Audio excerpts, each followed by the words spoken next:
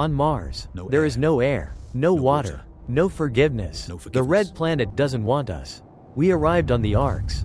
1 million souls, the remnants of humanity, landing in the basin of Ares 1. We thought the migration was the hard part. We were wrong. There are only 3 inches of metal between you and the void. And that metal is starting to groan. The first city wasn't built on Mars. It was built under it. A series of interconnected domes and tunnels. Buried beneath the radiation-soaked dust. We never saw the real sky. We saw Sky Sim. A 24-hour holographic projection on the ceiling of the main dome. It was a cheap imitation. The doctors called it dome psychology. A crushing, profound claustrophobia that settled on us all. Knowing you could never feel wind on your skin. Knowing a single structural failure, a tiny crack, meant explosive decompression. The simulated blue sky wasn't comforting. It was a mockery, a constant reminder of the paradise we lost. When you have 1 million people in a sealed box, life isn't measured in days. It's measured in kilowatts, liters of recycled water, and cubic meters of breathable air. Every resource was monitored by the system. Every person had a quota. And the stress began to fracture us.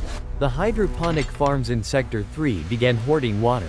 Sector 5 started siphoning air from Sector 6. These weren't wars, they were shadow conflicts fought in maintenance tunnels. Crime wasn't theft, it was sabotage. Suicide rates, suppressed in the official reports, tripled. We had escaped a planetary collapse, only to create a social one. And then, the first children were born. The Martians. They were different, taller, frailer. Their bodies adapted to 38% gravity. Their eyes, unaccustomed to real sunlight, were sensitive, but the real difference was their minds. We showed them the archives, footage of Earth's oceans, vast forests, open skies. They felt nothing. It was a fantasy to them, a myth. How can you miss something you've never had? They were the first true aliens.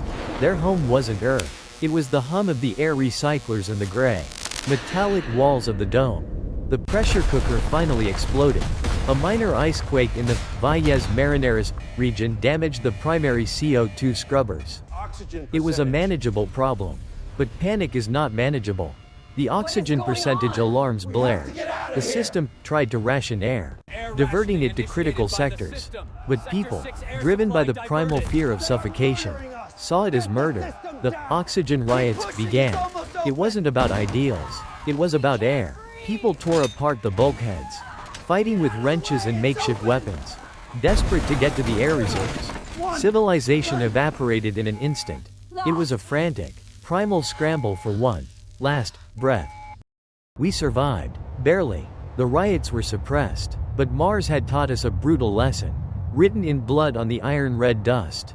Living on a planet, fighting its gravity, its hostile nature, its very geology, is a terrible waste of energy and resources.